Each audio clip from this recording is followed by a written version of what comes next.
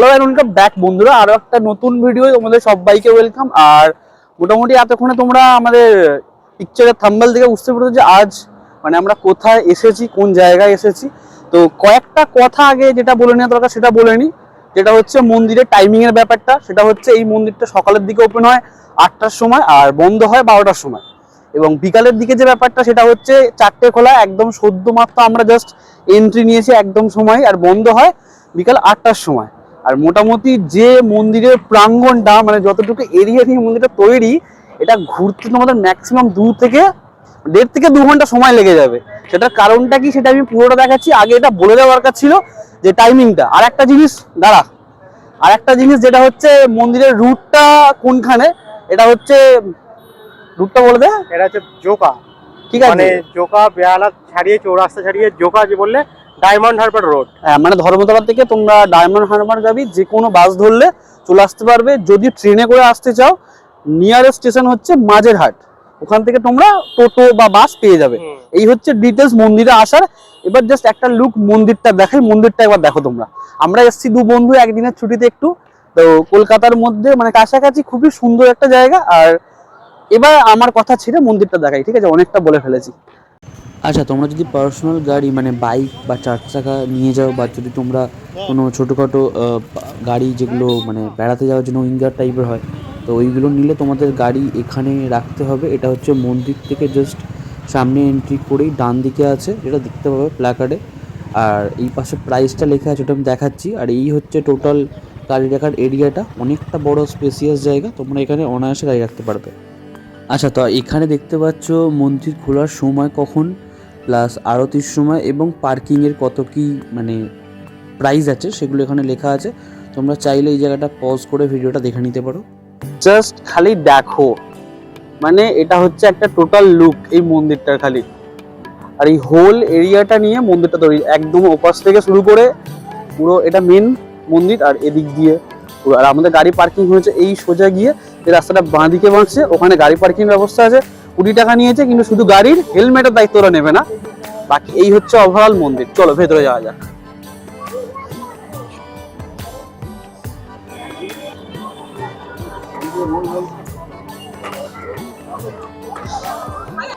আচ্ছা, ওটা হচ্ছে আমাদের মূল মন্দিরটা, বাট ওটার ভেতরে কোনো ক্যামেরা ভিডিওগ্রাফি কোনো রকম কিছু অ্যালাউ নেই। আর মন্দিরের এই পাশটা দিয়ে তোমরা যেতে পারো, মানে এরকম বরাবর রেলিং করা আছে, ঠিক আছে, এরকম সুন্দর কারুকার্য করা আছে ওপরে নিচে, যেমন এই পাশটা যেরকম করা আছে সেরকম মন্দিরের এই পাশটাতে করা আছে। এবার মেন হচ্ছে এইখানটা, বাট ওখানটা ভিডিও করতে দেবে না। চলো আগে এক সাইডগুলোই দেখাই। আচ্ছা, এবার দেখো, এই যে সামনে দেখতে পাচ্ছ, মানে যেমন বললাম এদিক দিয়েও তোমরা সোজা ওই মন্দিরের ওখান পর্যন্ত ঘুরতে পারবে, আর এ পাশ দিয়ে গেলেও ওই মন্দিরের সামনেই ঘুরতে পারবে। আর এই যে মাঝখানে যে ইয়ে আছে ওয়াটার ফাউন্টেন, এখানে মানে এটা জলের ফাউন্টেন, এখানে তো হয় অ্যাকচুয়ালি ফোয়ারাগুলো, বাট এখন যেটা শুনলাম আর কি, যে এখন বর্তমানে এটা এখন বন্ধ আছে। কেন রিজন আমি জানি না, এটা এখন বন্ধ আছে। আর বাকি ওভারঅল যদি বলি, খুব সুন্দর দেখতে পাচ্ছ, এরকম ফুল গাছ কেটে ডিজাইন আরে করা আছে। মানে ওভারঅল টোটাল মন্দিরটাই, নিচের ফ্লোরটা দেখতে পারো। আর এবং এদিকটা ফাউন্টেনের ব্যবস্থা আছে। আর ওভারঅল মন্দিরটা যদি বলি, একদম মানে খুবই সুন্দর একটা মন্দির, যেটা আমাদের কলকাতায় অবস্থিত।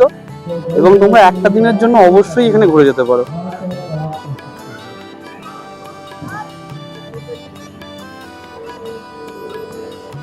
কিন্তু কথা হচ্ছে মেন মন্দিরের ওখান থেকে ওপরে কোনো রকম ক্যামেরা বা ভিডিওগ্রাফি অ্যালাউ নেই। আর মেন কারুকার্যটা মন্দিরের ভেতরেই করা আছে, চেষ্টা করবো গিয়ে দেখানোর। একটু মন্দিরের কাছে যাই আগে। আচ্ছা, এটা হচ্ছে মন্দিরের সামনের বাঁ দিকে, এখানে তোমরা জুতো রাখতে পারবে, মানে জুতো রাখার কাউন্টার, ব্যাগের নাম্বার, আর এখানে তোমরা জুতো খুলে রাখতে পারো। প্রবেশ করিবা। চলো জুতোটা, ওটা ব্যাগটা নাও। আচ্ছা, এটা হচ্ছে মন্দিরের ওপরের ফ্লোরটা, এবং ওই সামনে যে মন্দিরটা দেখতে পাচ্ছ ওখানে আছে শিব পার্বতীর মূর্তি, এবং আমার ঠিক এই পাশেই আছে রামজি এবং সীতা মায়ের মূর্তি। এবং এই ওপরটা ক্যামেরা করতে দেয়নি, এটা হচ্ছে মন্দিরের ভেতরটা। আমি যতটুকু পেরেছি আমার ক্যামেরার মাধ্যমে আমি তোলার চেষ্টা করেছি। তো ভিডিওটা এখানটা একটু এদিক ওদিক হয়ে যেতে পারে, বাট তোমাদের দেখানোর জন্য এখানে ভিডিওটা এইভাবে করা। তো একটুখানি ভেতর দৃশ্যটা দেখো, আশা করি ভালো লাগবে ভেতরটা। এবং খুবই সুন্দর ডিজাইন, যতটা পেরেছি আমি ক্যাপচার করেছি ভেতরটা।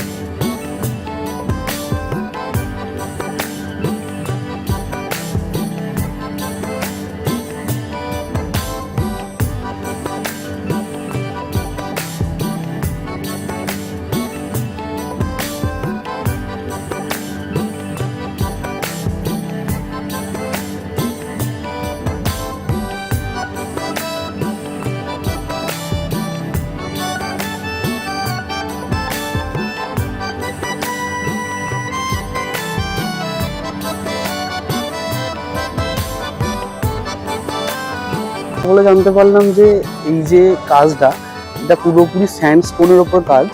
আর এই প্রত্যেকটা দেয়ালে একটা করে মনীষীর মানে মূর্তি খোদাই করা আছে, আর কতটা নিখুঁত কারুকার্য দেখতে পাবে।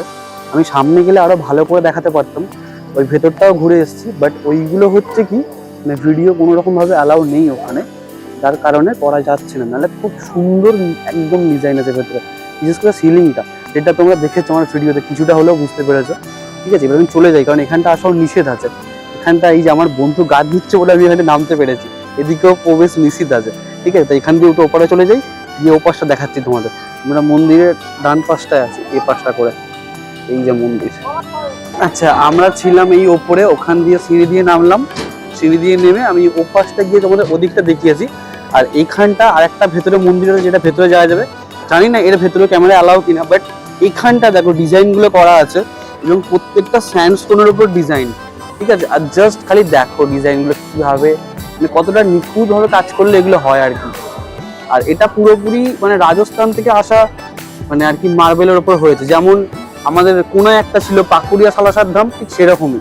মানে এক কথায় প্রথম দেখলে এটা মনে হবে রাজস্থানেরই কোনো মন্দির বা রাজস্থানেই আছি, বাট সেরকম না, এটা আমাদের কলকাতাতেই অবস্থিত। আর এত সুন্দর নিখুঁতভাবে ডিজাইন করে করা। বিশেষ সব থেকে ভালো লাগবে এই উপরের গুলো, বাট আনফর্চুনেটলি ওখানে ভিডিও করতে পারিনি, যার কারণে আমি তোমাদের বাইরের দিকটা, মন্দিরের বাইরের দিকে ডিজাইনগুলো দেখাচ্ছি। এবং তোমরা দেখতে পাবে ওখানে বিভিন্ন মনীষীর মূর্তি খোদাই করা আছে, যেগুলো একদম খুব নিখুঁতভাবে কাজ করা আছে। এই দেখো।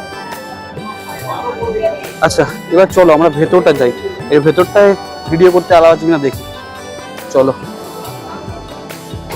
বাবা, এটা একটা ঢোকার আগে সামনেই লেখা আছে ভিডিও নট অ্যালাউড। আচ্ছা, তো এখানটা হচ্ছে মেন মন্দিরের নিচে, এখানে স্বামীনারায়ণজির মূর্তি আছে। এটা হচ্ছে ভেতরটা পুরো গোল্ডেন কালারের করা, মানে যেটা তোমরা দেখতে পাচ্ছ আমার ভিডিওর মধ্যে। আর এখানেও ভিডিও করতে দেয়নি, তার কারণে আমি যতটুকু পেরেছি নিজের মতো করে ফোনটা রেখে ভিডিওটা করেছি। শুধু যদি এক কথায় বলি, ভেতরটা না অসাধারণ করেছে, মানে ওপরটা তো ভালোই, নিচেটা আরও ভালো এখানটা। আর শুধু যে স্বামীনারায়ণজি তার নয়, এখানে বিভিন্ন ঋষিমণিদের আরও অনেক মূর্তি রাখা আছে। এবং এই সামনে যে কাঁচের ঘরটা দেখতে পাচ্ছ, এখানে স্বামীনারায়ণজির মূর্তিটা আছে। তোমরা যদি চাও ওনাকে স্নান করাতে পারো, তার জন্য 50 টাকা দিয়ে টিকিট কাটতে হবে, এবং 50 টাকাতে দুজন ভেতরে গিয়ে স্নান করাতে পারবে। ওটা খালি একটুখানি ভিডিওটা করছি আমি। আর এটা হচ্ছে ওখানে মেন মূর্তি আছে, তোমরা যদি এখানে পুজো দিতে চাও দিতে পারো, 50 টাকা করে নেবে দুজনের। ওইভাবে ঠাকুরের মাথায় অঞ্জলি দিতে পারো, ওই যে জল ঢালছে যেমন ওরা। আর এটা হচ্ছে ওভারঅল ভেতরের দৃশ্যটা, কতটা সুন্দর দেখো নিচেটা।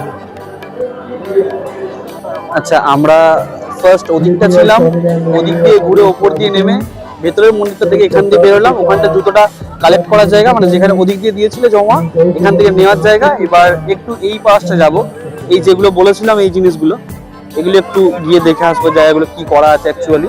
আর ওটা তো ফাউন্টেন প্রথমেই বললাম।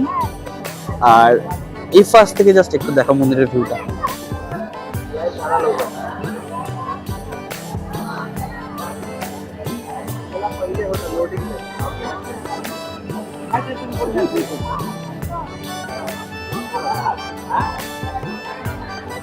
এইগুলোতে দেখতে পাচ্ছ যে বলেছিলাম মন্দিরে ঢোকার সামনেই, এগুলোর ঘন্টার মতো সেট দিয়ে আছে, বাট এর ভেতরে না ডিজাইন মানে লাইট লাগানো আছে অ্যাকচুয়ালি। দেখো জুম করলে বুঝতে পারবে। দেখো, তো এগুলো বিভিন্ন ধরনের কালার হয়, যখন জেলে দেয় সব কটা বিভিন্ন বিভিন্ন হয়। এই পাশটা পুরোটা আছে সেম, যেমন এই ডিজাইন, ওই পাশটা ওই লম্বা রেলিং দেখতে পাচ্ছ সেম একই ডিজাইন। আর হ্যাঁ, এবার ঠিক বুঝতে পারো তোমরা, ওই যে পুরো লম্বাটা, ওর মধ্যে ওরকম ঘন্টার মতো করা আছে, এবং যেখানে লাইট দেওয়া আছে বিভিন্ন কালারে। এই মন্দিরের যাবতীয় ডিটেলস, মানে মন্দিরে আসা, গাড়ির পার্কিং কোথায় রাখবে, কিভাবে মন্দিরে আসবে, এবং মন্দিরে টাইমিংটা সবই বলেছি, এবং ভেতরটাও যতটা পেরেছি মোটামুটি তোমাদেরকে দেখিয়েছি। তো এবার আমাদের কলকাতার মধ্যে এত সুন্দর একটা মন্দির আছে, তোমরা এখানে অবশ্যই এসো, একটা সকাল বা একটা বিকেল অবশ্যই কাটিয়ে যাও। এবং একটা জিনিস যেটা বলে দেওয়াটা দরকার, সেটা হচ্ছে এখানে তোমার সকালের দিকে ভোগ প্রসাদ বিতরণের ব্যাপার আছে। আর ভেতরে যে মন্দিরটা আমি দেখালাম, যেখানটা দেখলে স্নান করানো হচ্ছে একটা ঠাকুরকে, তো ওটা তোমরা করতে পারো। দুটো মানুষের জন্য 50 টাকা দিতে হবে, তো তোমরা ঠাকুরকে গিয়ে স্নান করাতে পারো। তো এটা হচ্ছে ব্যাপার। আর ভোগ প্রসাদের ডালি আমি মন্দিরের নাম্বারটা ডেসক্রিপশন বক্সে দিয়ে দেবো, তোমরা আগে থেকে আসলে তাইলে এখান থেকে ভোগ প্রসাদ নিতে পারো, যেটার কাউন্টার সামনের দিকে আছে। তো ওখানে ফোন করে বুকিং করতে হবে বা ওখানে এসে কাউন্টারে বললেও তোমরা সেটা পেয়ে যাবে। তো তোমরা অবশ্যই আসো, আর আমিও চেষ্টা করবো এবার থেকে কন্টিনিউ তোমাদের জন্য এরকম আরো ভালো ভালো মানে মন্দিরের বা ক্যাফে আরো সন্ধান ওয়েস্ট দেওয়া। বেঙ্গলে অনেক তীর্থস্থানই আছে, মানে যেইগুলো হয়তো আমরা এখনো দেখে উঠতে পারিনি।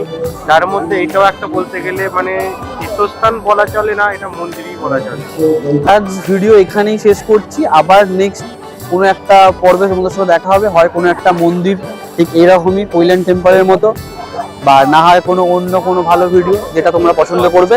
আর যদি কোনো প্রবলেম হয় মন্দির রিলেটেড বা রুট রিলেটেড বা অন্য কিছু, কমেন্ট বক্স পড়ে আছে, কমেন্ট বক্সে কমেন্ট করো, ঠিক আছে? আমি সব কমেন্টে রিপ্লাই হুড় করে দিয়ে দেবো। আর তো মোটামুটি আজকের মতো এখানেই শেষ করছি। ভালো থেকো, সুস্থ থেকো, আর দেখতে থাকো ষোলো আনা বাঙালি। চলো আবার একটা নেক্সট ভিডিও তোমার সঙ্গে খুব তাড়াতাড়ি দেখা হচ্ছে।